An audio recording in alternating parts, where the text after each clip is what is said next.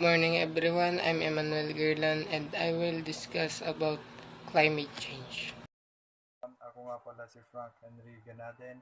Ang pag-uusapan natin ngayon ay ang causes at impact tungkol sa climate. Good morning everyone. Ako nga pala si Derek Balala. Ang pag-usapan natin ngayon ay ang plano ng La Union tungkol sa climate change. Good morning everyone. My name is Brian J.H. Nisperos. So today, let's talk about climate change adaptation and mitigation. Good morning everyone, my name is Peta Angelo Citrero and we will be discussing about climate change.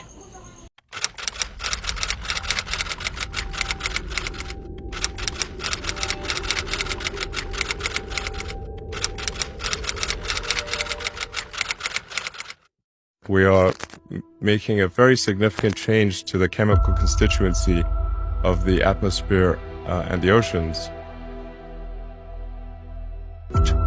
The next few thousand years.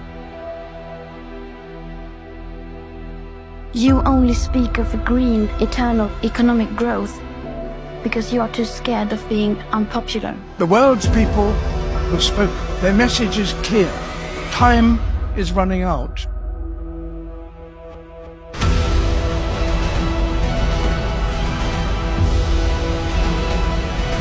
The amount of carbon dioxide in the atmosphere now is 50% higher than it was in 1900. Now, in the space of one human lifetime, indeed, in the space of my life, all that has changed. If we don't protect nature, we can't protect ourselves. Climate change in the Philippines. The Philippines, like many other countries throughout the world, is currently experiencing climate change. Apparently, climate change is attributed largely increasing levels of carbon dioxide in the atmosphere. For this reason, phenomena such as rise of sea level and the frequency and intensity of heat waves, drought, and typhoons, well as the alteration of agricultural, coastal, and marine ecosystem output and productivity are affecting greatly the life and properties of many. For instance, changes in rainfall pattern pushes people to migrate to higher elevation. The El Niño phenomenon reduces water availability and quality. What is climate change? Climate change is a changes that is attributed directly or indirectly to human activity that changes composition of the global atmosphere and natural climate variability observed over a period of time. Climate change is caused by factors such as biotic processes, variation in solar radiation received by Earth, plate tectonics, and volcanic eruption. Certain human activities have also been identified as significant causes of recent climate change, often referred to as global warming. What is global warming? Global warming refers to the current increase in temperature of the Earth's surface, both land and water. Climate change indicator greenhouse gases. Greenhouse gases from human activities are the most significant driver of observed climate change since the mid-20th century. The indicator characterizes emission of the major greenhouse gases resulting from human activities. The concentration of these gases is the atmosphere and how emission and concentration have changed over time. When comparing emission of the different gases, this indication uses a concept called global warming potential to convert amount of other gases into carbon dioxide equivalent. Global green gas emission. Worldwide net emission of greenhouse gases from human activities increased by 35% from 1990 to 2010. Emission of carbon dioxide reached amount for 3/4 of total emission increased by 42% over this period. The majority of the world emission result from electricity generation, transportation, and other forms of energy productive and use. Atmospheric concentration of greenhouse gases. Concentration of carbon dioxide and other greenhouse gases in the atmosphere have increased since the beginning of the industrial era.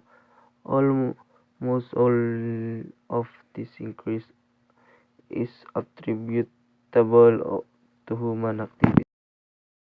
Climate forcing. Climate forcing refers to change the Earth energy balance leading to either a warming or cooling effect over time. An increase the atmospheric concentration of greenhouse gases produce a positive climate forcing or warming effect. Causes of climate change. Volcanic eruptions. When a volcanic erupts, it throws out large volume of sulfur dioxide, water vapor, dust, and ash into the atmosphere. Large volume of gases and ash can influence climate patterns for years by increasing planetary reflectivity causing atmosphere cooling. Ocean current. Ocean current move vast amount of heat across the planet. Winds push horizontally against the sea surface and drive ocean current patterns. Interaction between the ocean and atmosphere can also produce phenomena such as El Nino. Changes in ocean circulation may affect the climate through the movements. Earth's orbital changes. The Earth makes one full orbit around the Sun each year. It is tilted an angle of 23.5 degrees to the perpendicular plane of its orbital path. The Earth can lead to small but climatically important changes in the strength of the season. More tilt means warmer summer and colder winters, but climate feedbacks amplify these small changes, thereby producing ice age. Solar variation. The sun is the source of energy of Earth. Climate system all through the sun's energy output appears constant from an every point of view. Small changes over an extended period of time can lead to climate changes.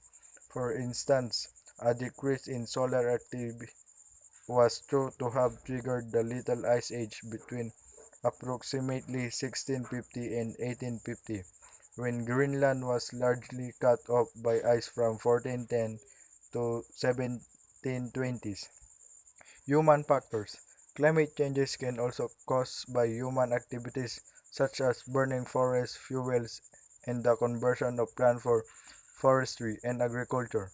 In addition to other environment impacts, this activity change the land surface emits various substances to the atmosphere. It can influence both the amount of incoming energy and the outgoing energy and can have both cooling and warming effects on the climate. The buildup of greenhouse gases in the atmosphere has led to enhancement of the natural greenhouse effect. It is human-induced enhancement of greenhouse effect because ongoing emission of greenhouse gases have the potential to warm the planet that never been experienced in the history of human civilization. Impacts of climate change.